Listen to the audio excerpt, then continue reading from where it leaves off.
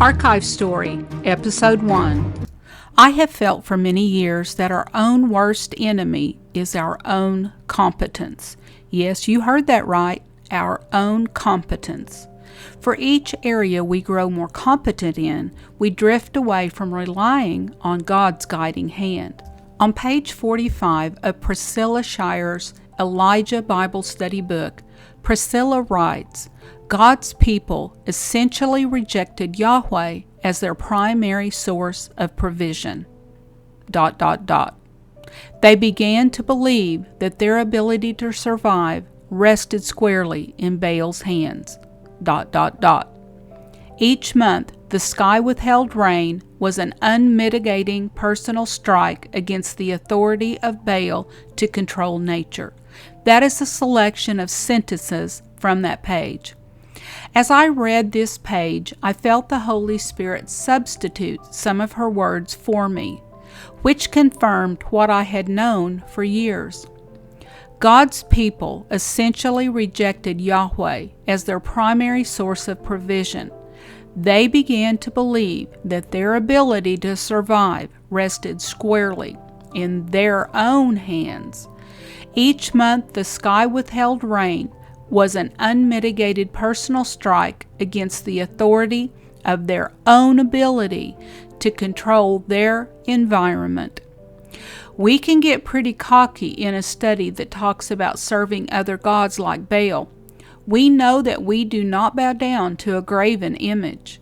We seek the words of allegiance to Yahweh. But when put in this new light, it somehow seems different. We may all get up and spend that precious time with God and pray over the small box of things we cannot control: the illness of a loved one, the salvation of another, the bill that is coming due that seems larger than our savings or weekly income. Then, with our own competence and ability, we get up and we move forward in our day. We are competent to make breakfast, get dressed, drive a car to work, do our job at work, etc. And with each successive day, we grow more able. We get better at time management. We learn more skills to do our job better. We get promoted, and so forth. By the time we lay our head down at night, our God-given ability has carried us through the day. We feel a day well done with all that we have accomplished. And in our slight smugness, we are thankful to God for coming alongside our journey that day to watch us succeed at what He has given us to do. For those of you who know me, you know my bag of abilities is great. That is difficult for me to say because humility tugs in the opposite direction. I've never withdrawn from a new challenge to learn and thus grow. But over the last several years, God has led me through a wilderness of drought where I was no longer in control of my environment. I had the skills to obtain wealth, and I did much of that through the years. I can create a business at the drop of a hat and tell you exactly how to run and market it to succeed. I can tell you how to structure it and who and when to hire, and how to budget and plan for it to grow. I can tell you how to build your website and create the correct SEO strategies, and it will work for you. In this drought season, though, it stopped working for me.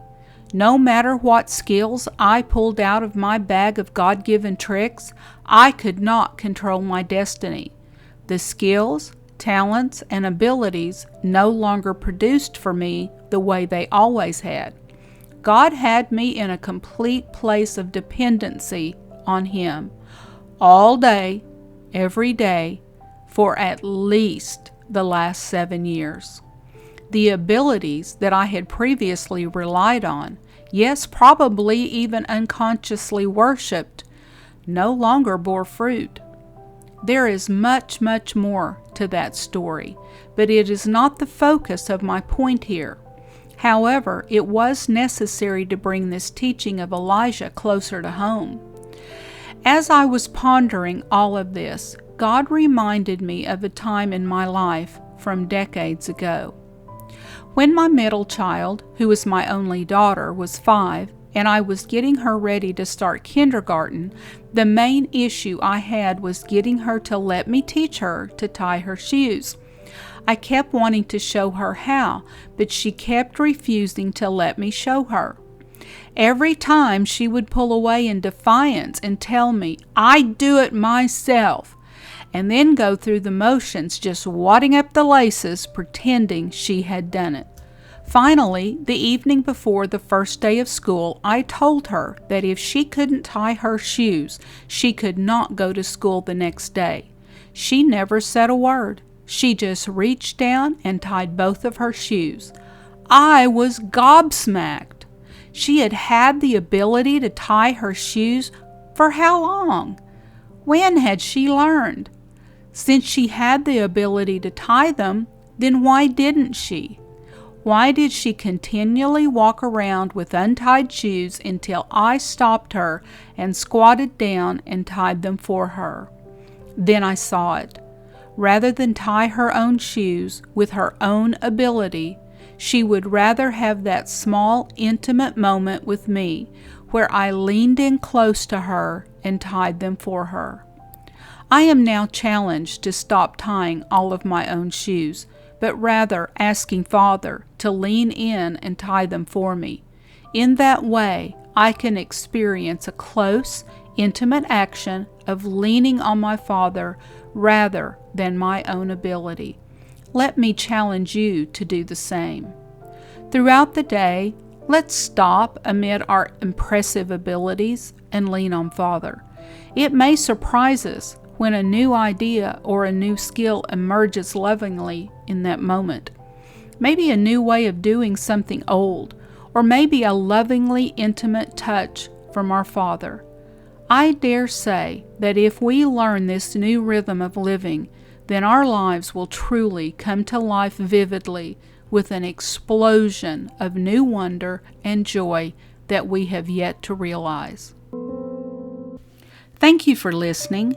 Be sure and subscribe to this podcast, plus my other podcast, The Story with Nancy Jackson, where you will hear the actual, professionally narrated novel that syncs with after the story.